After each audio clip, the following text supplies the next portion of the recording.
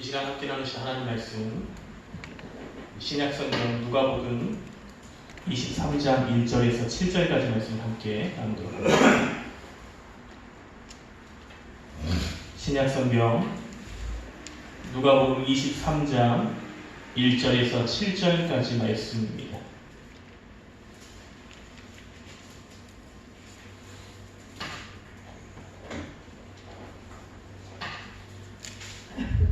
신약성경 누가복음 23장 1절에서 7절 말씀입니다.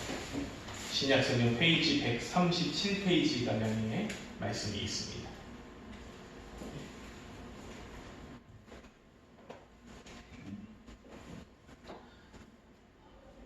누가복음 23장 1절에서 7절의 말씀입니다. 다 찾으셨으면 저와 한 절씩 교독하시고 마지막 절을 함께 합독하겠습니다. 무리가 다 일어나 예수를 빌라도에게 끌고 가서 우리가 이 사람을 보내 우리 백성을 욕하고 가이사에게 세금 바치는 것을 만나며 자칭 왕 그리스도라 하더니 빌라도가 예수께 물어 이르되 네가 유대인의 왕이냐? 대답하여 이르시되 네 말이 옳도다. 빌라도가 내 제사장들과 무리에게 이르되 내가 보니 이 사람이 너가 보다 하니 무리가 더욱 강하게 말하되 그가 온 유대에서 가르치고 갈릴리에서부터 시작하여 여기까지 와서 백성을 소동하게 하나이다. 빌라도가 듣고 그가 갈릴리 사람이라서 헤롯의 관할에 속한 줄 알고 헤롯에게 보내니 그때에 헤롯이 예루살렘에 있더라. 아멘. 우리 오늘 함께 나누신 누가복음 23장 1절부터 7절까지 말씀을 가지고 우리 종려주일 예배 하나님 말씀으로 함께 나누도록 하겠습니다. 오늘도 가까이 계신 분들과 함께 인사하도록 하겠습니다. 인사하실 때 이렇게 인사하도록 하겠습니다. 봄비가 내리는 것처럼 당신의 마음에 성령 하나님의 충만한 내리시기 바랍니다. 이렇게 인사하겠습니다. 봄비가 내리는 것처럼 당신의 마음에 성령 하나님의 충만한 임하시기 바랍니다. 제가 너무 뭐 짧은 데도 있고 긴 데도 있어가지고 사실은 다른 문구들이 있기는 한데 적어놓는데 가끔가다 제가 이제 바꾸는 데가 좀 많이 있습니다. 오늘도 좀 그런 때였어요. 오늘 우리가 누가복음 23장 1절 이하에 있는 말씀을 통하여서 하나님의 말씀을 나누고자 합니다. 오늘은 이제 종려주일로 우리가 지키는 주일입니다. 종려주일이라는 것은 교회적으로 따지자면은 예수님께서 십자가의 고난을 당하시기 위하여서 예루살렘에 입성하신 것을 기념하는 주일입니다. 예수님의 예루살렘 입성을 그가 세상에서 큰 영광을 위하여서 가신 길이 아니었고 그 영광을 얻기 위하여서가 아닌 오히려 고난을 받기 위하여서 또한 십자가를 지시기 위하여서 그것을 알고 계심에도 불구하고 예루살렘 성에 입성하시는 것을 우리가 기념하기 위한 주일이 바로 오늘 함께 나누는 종려주일인 것입니다. 예수님께서 예루살렘에 들어가신 것은 오직 십자가에 달리시기 위함입니다. 우리의 죄를 위하여서 그렇게 하시기 위함입니다. 하나님의 구원의 역사를 완성시키시기 위함이었으며 그 모든 것들을 위하여서 친히 들어가신 것입니다. 십자가에 달리신 것은 또한 우리를 구원하시려는 하나님의 섭리였지만 많은 사람들을 통하여서 어쩌면 생각지도 못한 자들을 통하여서 이 일을 이루시게 하시기 위하여 예수님께서는 그 성전으로 입성을 하신 겁니다. 예수님이 모든 구원의 완성이시고 또한 구원을 시작하시며 끝내신 분이시지만 하나님께서는 예수 그리스도를 통한 이 구원의 역사를 이루기 위하여서 또한 많은 사람들을 같이 사용을 하셨습니다. 그리고 사용하심으로 인하여서 예수님께서는 고난과 고통이라고 하는 것을 알고 있음에도 그 성전에 들어가신 것입니다. 예루살렘에 입성하실 때에 백성들은 예수님을 어떻게 맞이했느냐? 마태복음 21장 8절 이하에 있는 말씀처럼 그를 왕으로서 또한 그 세대 가운데에 이루실 놀라운 역사를 보여주실 것으로 생각을 하면서 예수님을 맞이하였습니다. 백성들이 예수님을 부를 때, 그가 예루살렘에 입성하실 때에 찬송하며 자신들의 겉옷을 길에 깔고 또한 종려나무로 베어 예수님을 맞이하였습니다.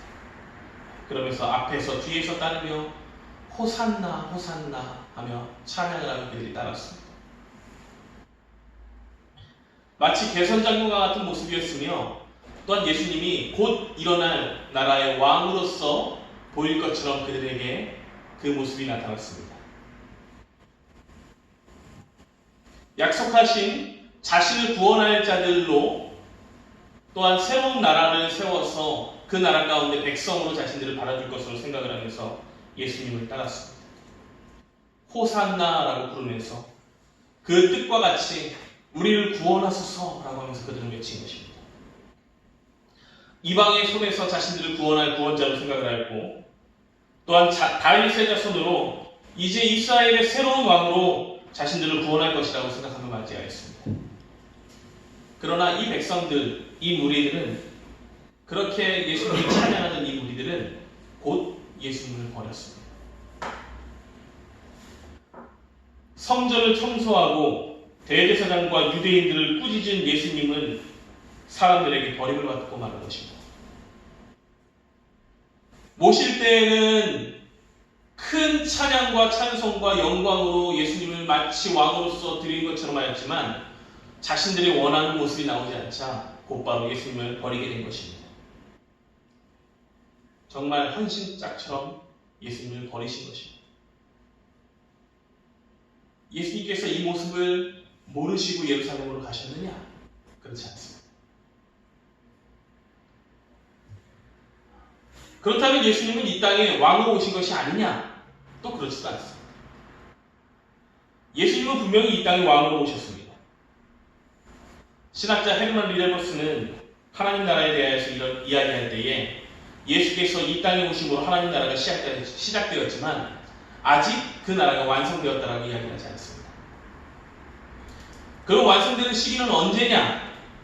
예수님께서 부활하시고 이 땅에 재림하시는 때에 완성된다라고 이야기합니다. 이것과 같이 예수님은 이 땅에 분명히 왕으로 오셨고 왕으로서의 책무를 감당하기 위하여서 그 백성들의 죄를 사하고 자신의 나라에, 하나님의 나라의 백성들로 맞아들이게 하기 위하여서 백성들이 소속된 것을 바꾸게 하시기 위하여서 이제 죄와 이 땅의 소속이 아닌 은혜와 하나님의 소속이 되기 위하여서 먼저 이 땅에 오셔서 그 십자가를 지시기 위하여서 예루살렘에 들어가신 것이었고, 예수님의 이 모든 것들을 통하여서 우리가 하나님 나라의 백성으로, 이 땅에 있는 자들이 하나님 나라의 백성으로 시작될 수 있는, 다시 살아갈 수 있는 길이 열리게 된 것입니다. 그러나 세상의 사람들은 그것을 보지 못하였다. 당시에 유대인들은 그것을 보지 못하였고 당시에 살던 사람들은 예수님께서 하신 이것을 깨닫지 못하였습니다. 오직 하나님 나라의 영원한 왕을 기대한 것이 아니라 하나님께서 자신들에게 이 땅에서 만들어줄 그 왕국만을 생각했던 것입니다. 하나님은 우리에게 하나님 나라에서 은혜를 얻고 그 땅에서 살아가는 백성, 정말 생각할 수도 없고 상상할 수 없는 커다란 기쁨과 축복을 얻게 하는 백성으로서 살아가게 하기 위해서 우리를 부르시고 예수님을 보내셨지만, 우리는 하나님 나라의 백성으로 살기를 원하는 것이 아니라 이 땅에서 하나님의 백성으로 하나님께서 주시는 것만 누리면서 살아가기를 원하였던 것이 당시의 사람들이었다라고 합니다. 그럼 우리들은 다르냐? 그렇지 않습니다. 예수님께서 이 땅에 오셨을 때에 그 당시의 사람들은 하나님 나라의 시작되는 것을 보았습니다. 예수님을 통하여서 이루어지는 하나님 나라의 시작을 보았습니다. 맹인이 눈을 뜨며 앉은 맹이가 서는 것을 보았고, 또한 불치병 걸린 자들이 병을 낫는 것을 보았습니다. 보리떡 5개와 물고기 2마리로 5,000명이 넘는 사람들이 먹고도 남는 그 역사를 보았습니다. 하나님의 말씀으로 변화되는 사람들을 보았고, 또한 귀신 들린 자들이 귀신이 쫓겨나는 역사를 보았습니다. 그들이 본 역사들이 너무나도 컸습니다. 하나님 나라의 시작이 되었던 것입니다. 하나님 나라의 시작과 그 영광과 기쁨을 그들은 봤습니다. 그러나 그 끝을 기다리지 못했던 것입니다. 예전에 이제 우리나라에 좀 부흥회가 많이 성행을 할 때, 지금도 좀 뭐 많이 부흥회들이 있기는 하지만, 코로나의 사태로 인하여서 우리가 지금 뭐 교회들마다 부흥회나 이런 것을 잘 못하고 있습니다.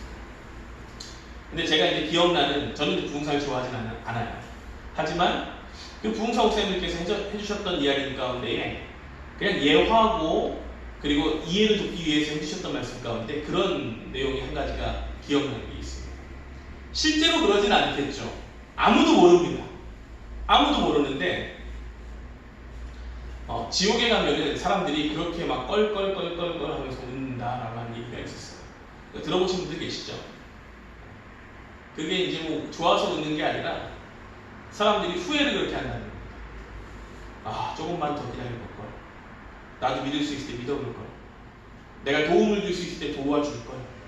그때 나가자고 할 때에 손을 잡고 갈걸 하면서 그렇게 뭐 뒤에서 나오는 뭐뭐 할걸 하는 거를 두고서는 사람들이 껄껄껄거린다라고 이야기를 하셨던 것이 있었습니다.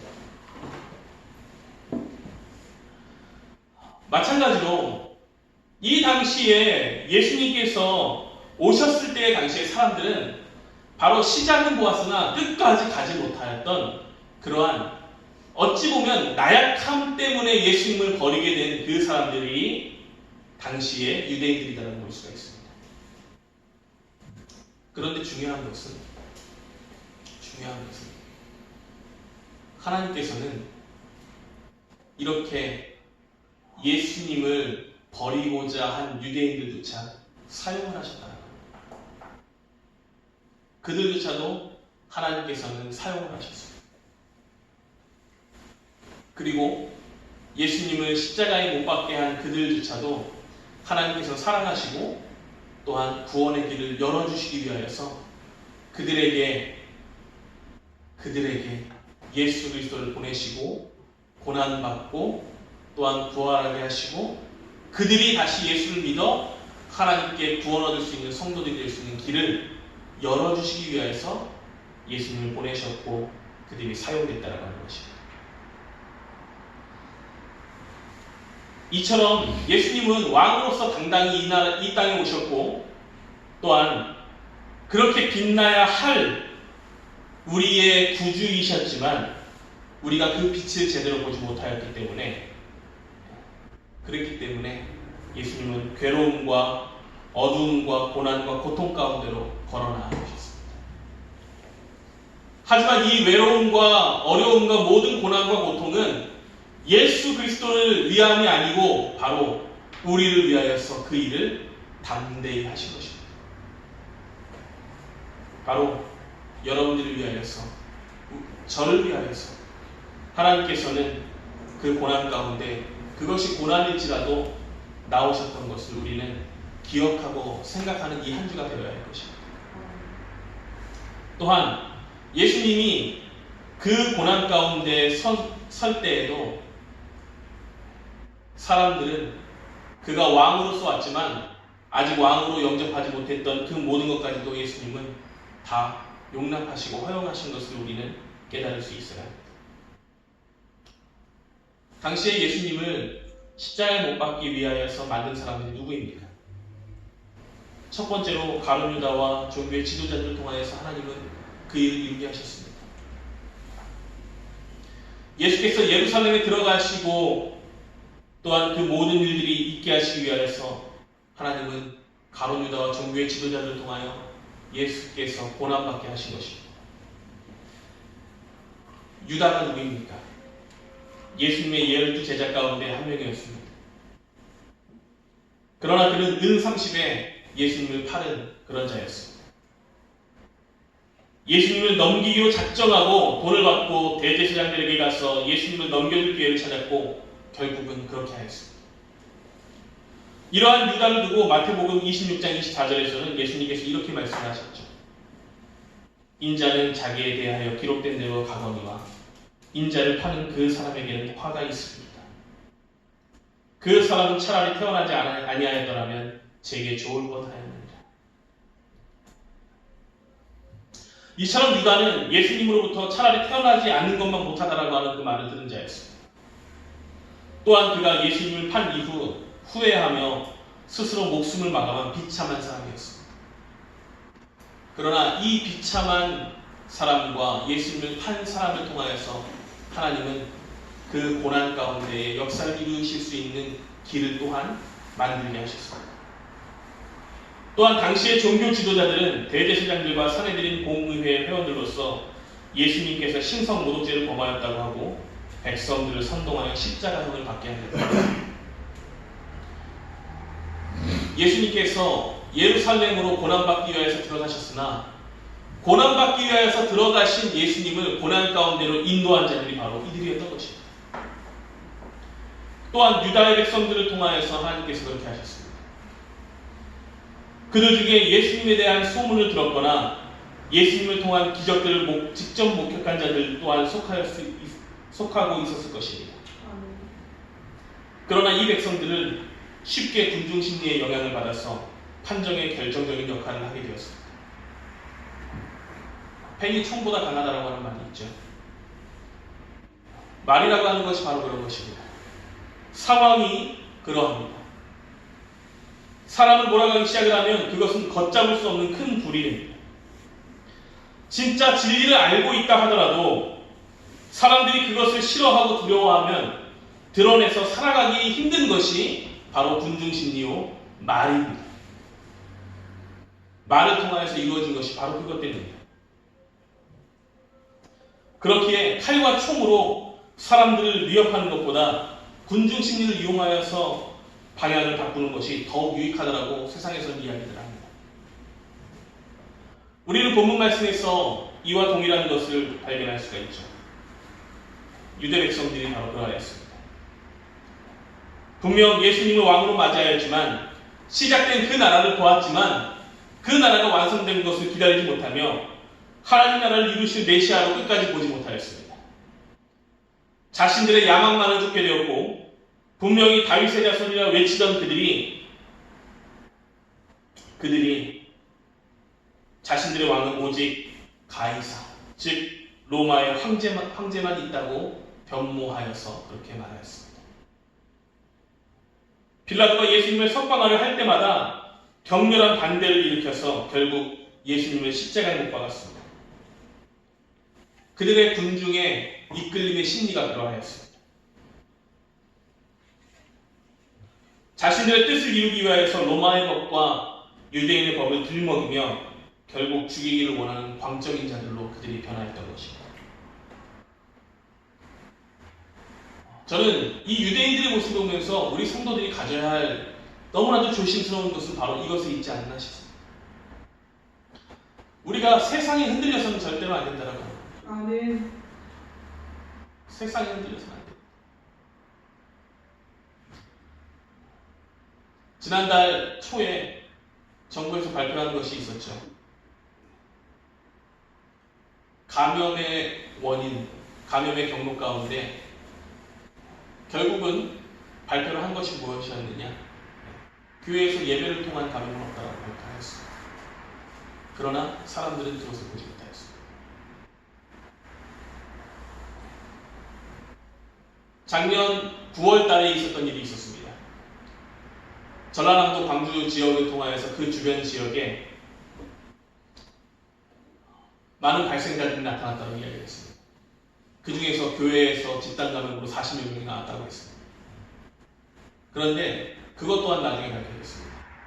교회에서의 감염이 아니라 교인들 가운데에 감염된 자들이 있었던 것이고, 그리고 심지어는 그 인원 가운데에 사찰에서 불자들이 감염된 것을 교회에서 감염됐다라고 이야기를 하면서 세상에서는 지금 그리스도인들에게, 하나님의 백성들에게 그 모든 책임을 떠넘기려 하고 있다.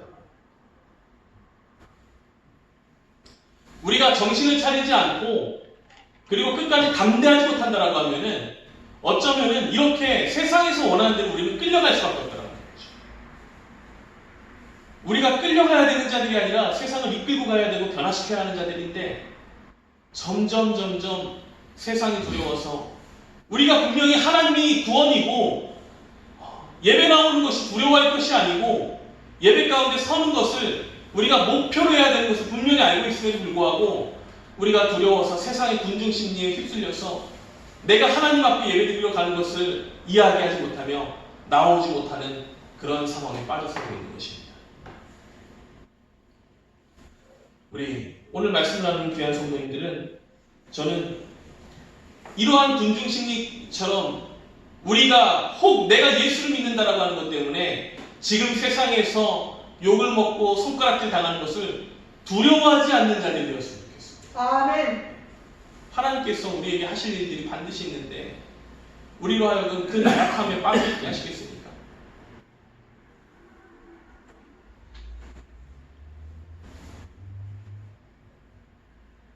물론 저는 설교 가운데 이런 것을 이야기하는 것은 옳지 않다고 이야기하지만 너무나도 지금 흘러가는 것이 마음이 아프고 슬프고 괴로워서 이야기하지 않을 수 없습니다. 하나님을 또한 그리스도인들을 하나님 앞에 서지 못하게 하는 그 세력들을 두려워하지 마십시오. 아멘. 그 말들을 두려워하지 마십시오. 그 군중의 심리를 두려워하지 마십시오. 아멘. 우리가 예수님과 같이 예수께서 우리를 위하여서 고난받기 위하여서 예루살렘 성으로 들어가셨던 모든 것, 그 이후에 있을 고난과 고통과 죽음과 피 흘림과 그 모든 것들을 있을 것이 분명히 알고 있음에도 불구하고 그것을 두려워하지 않고 걸어가시고 하셨던 것을 알고 있듯이 우리 또한 그것에 들어가는 것을 두려워하지 않기를 바랍니다. 두려워할 것이 아니라 시작이 있으면 끝이 있게 만드시는 하나님의 그 뜻을 우리는 반드시 생각하고 하나님 앞에 서는 것을 기뻐할 수 있는 성도들이 되었으면 좋겠습니다. 아멘. 또한 예수님을 십자가에 못 박게 하신 그때 쓰임받은 자들은 누구냐? 총독 빌라도와 로마 군병들을 통하여서 그것들이 이루어졌습니다. 빌라도는 어찌 보면 현명한 정치가였습니다. 그러나 그는 현명하긴 하나 공정한 재판관은 아니었습니다. 오늘 본문의 말씀을 보시게 되면은 무리가 예수님을 빌라도에게 끌고 갔습니다. 그리고 고발을 하였죠. 이 사람이 어떻게 고발을 하였느냐? 무리가 예수님을 이렇게 고발하였습니다. 오늘 본문 말씀 2절입니다. 우리가 이 사람을 보매 우리 백성을 미워하고 우리 백성을 미혹하고 가이사에게 세금 바치는 것을 금하며 자칭 왕 그리스도라 하더이다. 사람들은 그렇게 고발을 하였습니다. 근데 빌라도가 예수님과 대화를 하고 난 이후에 그가 이렇게 이야기를 하였죠. 내가 보니 이 사람에게 죄가 없도다. 빌라도는 알고 있었던 것입니다. 자기가 내려야 할 그 재판의 결과는 죄 없는 사람을 죄 있다라고 고발한 그들에게 이야기할 때에 죄가 없음을 선포하고 내보낼 수 있어야 하는 사람이었습니다. 그것이 공정이었습니다. 그러나 그는 공정하지 못하고 대신에 현명함을 택하였습니다. 무엇이 그 당시에 현명함이었느냐? 사람들이 소요를 일으키는 것이 두려워서 그들의 의견을 들어준 것입니다. 무죄임을 알았지만 군중들이 두려워서 올바른 판결을 하지 않았고 예수님을 석방해야 했지만 그렇게 하지 않았습니다. 결국 그는 공의를 행하지 않고 공의를 행하지 않으로 죄값을 피할 수 없는 자가 된 것입니다. 또한 로마 군병들이 사형을 언도된 후 예수님을 희롱하고 채찍질하며 사형을 집행한 사람들이 되도록 만든 것 바로 빌라도입니다. 그리고 그렇게 사용된 것은 로마의 군병들입니다. 심지어 요한복음 18장 4절에서 14절에 있는 말씀을 통해서 보면은 3번이나 예수님을 석방시키려고 하였습니다. 그가 알았던 거죠. 그러나 당시의 세상의 논리에 그는 휩싸여서 예수님을 결국 석방하지 않고 죽음 가운데 내모는 자가 되었습니다. 오늘 우리가 이 종려주의를 지키면서 고난주일에 이제 곧 시작이 들었습니다. 그런데 이 말씀을 보면서 우리가 생각할 것이 있습니다. 하나님의 구원과 또한 복음의 역사 가운데에서는 세상의 그 어떠한 자도 연관이 없을 수가 없다라고 합니다.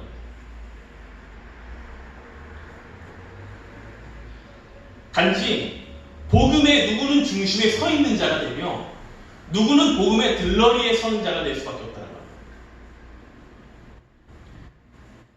어떠한 자들은 예수 그리스도를 통한 그 복음 가운데에 풍족한 기쁨으로 들어가는 자가 되어서 후에 있을 기쁨과 영광을 바라보는 자가 되고, 어떠한 자는 끝까지 그것을 믿지 못하고 바라보지 못하여서 결국은 구원 가운데 서지 못하는 자가 된다는 겁니다. 우리는 하나님의 섭리인 십자가라고 하는 것을 우리 볼 수가 있습니다. 세상에 누구라도 그리스도의 십자가는 진리입니다. 하지만 이 십자가 앞에서 우리를 올바로 내어놓지 못한다면 어쩌면 우리가 바로 이 가룟 유다와 같이 처음에 믿었으나 믿지 못한 자, 끝까지 믿지 못한 자가 되며, 종교의 지도자들과 같이, 유대의 백성들과 같이 자신들의 이익을 위하여 예수님을 이용하다 버린 자들이 되며, 또한 총독 빌라도와 로마의 군병들과 같이 오직 사람들을 두려워하여 예수 그리스도를 똑바로 보지 못하는 자가 될 수도 있다는 것입니다. 그러한 자들에게 예수 그리스도는 복음의 은혜가 되는 것이 아니고 오직 주변에서 서 있는 겁만 들다 가는 자들이 될 수밖에 없습니다. 우리는 패를 두려워하는 자들이 되어서는 안 됩니다. 고난을 두려워하여서는 안 됩니다. 고난 때문에 진리를 외치는 것을, 진리 앞에 서는 것을 두려워해서는 안 됩니다. 도망쳐야 하는 것이 아닙니다. 예수 그리스도를 내가 믿는다, 내가 하나님의 자녀다, 내가 하나님의 자녀로서 변화받았다, 또한 그렇게 살아갈 것이다 라고 하는 것이 세상에서 우리를 향해서 다가오는 그로 인하여 다가오는 고난과 고통이 있을지라도 예수님께서 그것이 친히 고난과 고통은 단순한 잠시뿐임을 보여주셨던 것과 마찬가지로 우리가 고난을 두려워하고 무서워하지 않고 주저하지 않고 고난 가운데 걸어갈 수 있는 자들이 되도록 우리가 예수님을 따르는 자가 될 수 있어야 하는 것입니다. 그것이 하나님의 은혜요, 그분의 역사가 우리 가운데 이루어지는 그 통로인 것입니다. 예수께서 분명 십자가를 지심으로 자신의 목숨을 내어놓으시고 또한 그렇게 하시기 위해서 이 땅에 오셨습니다. 많은 이들을 위하여 예루살렘에 입성하셨습니다. 저를 위하여, 여러분들을 위하여 그렇게 하셨습니다. 하지만 모든 이들이 예수님의 이 예루살렘의 입성을 기다리지 않습니다. 이 땅에서의 삶과 이 땅에서 기쁨만을 추구하는 자들은 예수님의 예루살렘의 입성을 기뻐하지 않을 것입니다. 오히려 이 땅에서의 삶이 영원하기를 바라는 자들에게는 예수님을 십자가에 못 박는 것을, 그것이 목표가 되며 그것이 그들의 삶의 기쁨이 될 수도 있습니다. 그러나 우리가 예수님을 십자가에 못 박는 것이 목표가 아닌 하나님 나라의 백성으로 들어가 살며 하나님께서 주시는 기쁨을 이 땅에서 살아갈 때 누리기 위한 자들이라고 하면 예수님과 같이 그 고난 가운데 발을 내딛는 것을 두려워해서는 안 될 것입니다. 아멘. 고난일지라도 예수님은 들어가셨습니다. 아멘. 우리 오늘 함께 걷는 교회 귀한 성도입니다. 이 종려주의를 기념하고 생각할 때에 우리가 왕으로 오신 예수님을, 이 땅의 왕으로 오신 예수님을 찬양하고 송축하는 그러한 주일이 목표가 아니라 예수님께서는 고난 가운데 들어서기 위하여서 종려주의를 또한 예루살렘 성으로 들어가셨음을 우리는 기억하는 이 오늘의 말씀과 또한 이 한 주가 되었으면 좋겠습니다. 아멘. 가룟 유다와 종교의 지도자들과 유대인들과 또는 빌라도와 로마 군병들과 같이 사용된 되는 자들이 아니라 십자가의 은혜를 체험하게 되는 성도들로 사용되기를 축원합니다. 아멘. 고난을 두려워하지 마십시오. 아멘. 고난 가운데 던져질지라도 사람들의 눈을 피하는 것이 아니라 구원의 은혜가 반드시 이루어짐을 믿고 축복과 하나님의 권세가 고난 너머의 우리에게 빛으로 또한 부활함으로 다가오게 됨을 그것을 깨닫고 이 한 주간을 살아가실 수 있는 성도들이 되었으면 좋겠습니다. 아멘. 예수님이 고난으로 들어가셨을 때 고난받고 끝이 났습니까? 아닙니다. 고난 후에 하나님께서 예수 그리스도를 다시 이 죽음 가운데에서 살리셨을 때 그 전보다 더욱더 큰 영광과 기쁨이 우리에게 주어지기 시작하였습니다. 아멘. 마찬가지로 이 한 주간 우리가 고난으로 들어갈지라도 하나님께서 고난 이후에 건져 올리실 때에는 더욱더 많은 영광으로 우리에게 허락하심을 믿고 이 한 주간 그 말씀 가운데 깊이 묵상하며 잠시 동안의 고난을 하나님과 함께 예수 그리스도와 함께 받는 것을 기뻐할 수 있는 모든 성도들의 삶이 될 수 있게 되기를 축원합니다. 아멘. 기도하겠습니다.